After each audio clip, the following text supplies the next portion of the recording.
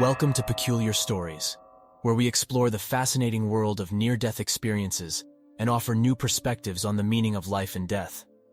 Our goal is to shed light on these profound stories, deepen your understanding of life, and provide valuable insights to our audience.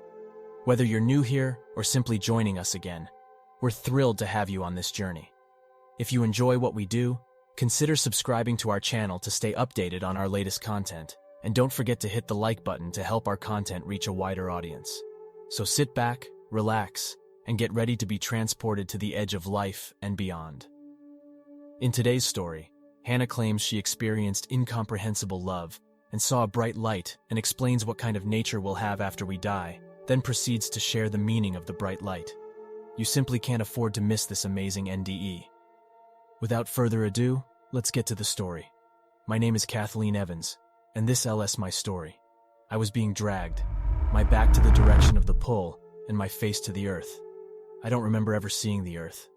It was a gut feeling that I was leaving. I wasn't in a tunnel, as the phrase goes. Because of the enormous pace at which I was traveling, a tunnel formed around me. When I see the white markings left by a fast jet in the sky, I think about it. The marks were made by the jet. It's the same thing. There is no fear in this experience, despite the fact that what was happening was unknown at the time. It was at this time that I understood I had left my body, that I was dead. I didn't mind what had transpired. I was at ease. The pace of movement began to slow, and I had the impression that I was nearing my destination. There were 6 spirits present, and I could clearly see them dressed in their earthly attire. 5 of them were men. 1 of them was female. I did not know any of them from this life. I realized from away that they all loved me completely, unreservedly, and intimately. I now think of them as my greeting party, who came out to meet me at a predetermined location. I had no ideas about it at the moment. I was at ease, happy, and liberated. They surrounded me with unconditional affection. Everything is on display. There are no feelings of shame, guilt, or deception. It's not possible there. There is complete comprehension without even considering the need to comprehend. Whole comprehension with absolute clarity is already present.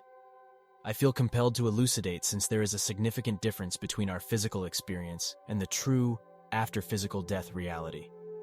Everyone can see all you are, feel, think, and believe in this realm, outside of your physical body, feel and understand with perfect clarity.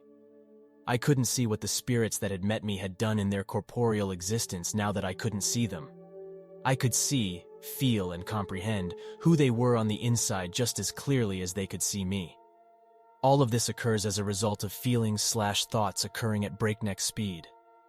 I could see their jaws moving as they spoke, but I did not hear the way we hear in the actual world. In physical life, the element of time as we know it does not exist. For example, one of the spirits who received me remarked to another soul, "She's been through so much, and she should be allowed to stay," in a slow, begging, hesitating manner. At the rate he stated it, this would take 15 seconds to say in physical terms. Yet, it does not take long. Although it may appear unusual, it is instantaneous. An individual in contact realizes the sense of time. In physical terms, however, time does not exist. It's a magnificent language, absolutely clear, perfectly understandable, wonderfully liberated, and totally flawless. I never heard a tone that might be associated with a single voice. That is not the case. The tone is present.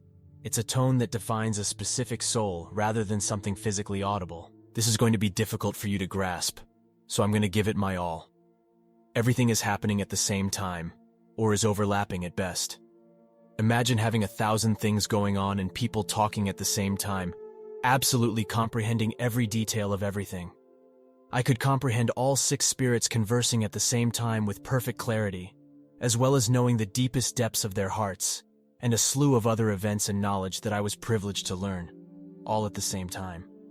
Because of the dynamics of the manner of communication, souls laid naked, plus you feel it and know it's the truth. There are no uncertainties about what is spoken, and I never doubt it. There's no reason to. I know instinctively that it's the true form of communication. I immediately feel liberated from all the constraints of physical bondage. You have the impression that you have arrived at your destination. I have no recollection of this location being my home. It was more of an innate and intuitive understanding that I belonged here. There are no doubts there. These are not feasible. Everything is perfectly clear information. The most important aspect of this encounter is love. I am completely consumed by a love that does not exist in our physical reality. No matter how much love you have for your children, it cannot compare to this love. This is the purest, truest, deepest, and most unconditional love you can conceive. Now I realize you're probably thinking, that's how I feel for my children. That's something I'd say as well. But it goes much beyond what these words can express. And I believe this is because it is communicated to you through feelings. It takes your breath away. As I received this affection, my mind was unable to comprehend it. It is felt by the soul. And the overwhelming feeling of this flawless love rushes right into your heart as a sensation. With a sudden swish of sensation, it can send your soul to its knees. This is not overpowering in a negative way. It's completely overwhelming in the greatest manner possible. You will never be the same after experiencing it. It's complete happiness, what you've always desired, plus so much more. I was astounded that I was so adored. I am still, and will always be. There is a bright light that I felt impelled to enter. I was unable to. At a distance, this light resembles those seen in a photograph of the sun's beams. When light is far away, its width is shorter, and the rays spread out as they move away from the source. The closer the light gets to you, the larger its point of origin becomes, until it is so close that it illuminates your entire viewing screen. This light is the source of the knock your socks off love, which is why my instinct urges, more please, I'm going there. That is not to imply that I did not experience tremendous affection from the specific people I met. I did. Einstein are uploading up to get together with. It's simply that when I realized there was more love, along with the awareness that this source of love was even closer to me in terms of relation, I desired it much more. It was as if the entity emitted that enormous affection for me was the most familiar with me. The love was out of this world in comparison to what a mother or father feels for their child. So, in a way, I was pulled to my closest relative, even though it was undeniably not the type of relative we encounter in the actual world. However, it felt more genuine than any physical relationship. I now consider this light to be God, and I'm thankful that this light showed me its love during my death experience. Now, I'll explain the experience in human words. Though I believe these specifics are unimportant in comparison to the true and crucial parts I've attempted to explain. When I arrived at the location where the 6 spirits met me, they began to love me through their thoughts, feelings. I felt liberated and wonderful. At the same time, they were having a lengthy discussion about allowing me to stay somewhere I didn't know, but I was content to remain where I was. A deep blue-colored but not dark-feeling world surrounded them. It was enjoyable. There was no land available. It was more like they'd come to meet me in a location where there was no land. Yet it wasn't out of the ordinary. On the opposite, it felt more organic than soil. It felt natural. In my mind, I can still see their expressions. They were all in agreement that I should be permitted to stay. I was overjoyed. I had no intention of returning. No way. That was beyond a doubt in my mind. I had been released from the physical body's confined jail. My intellect was 1,000 times sharper, freer, and capable of operating at full capacity, which I was unaware was possible prior to my death. The affection was unparalleled. I would never return gladly. At the same moment, I was viewing 1,000 images related to the cosmos and its history.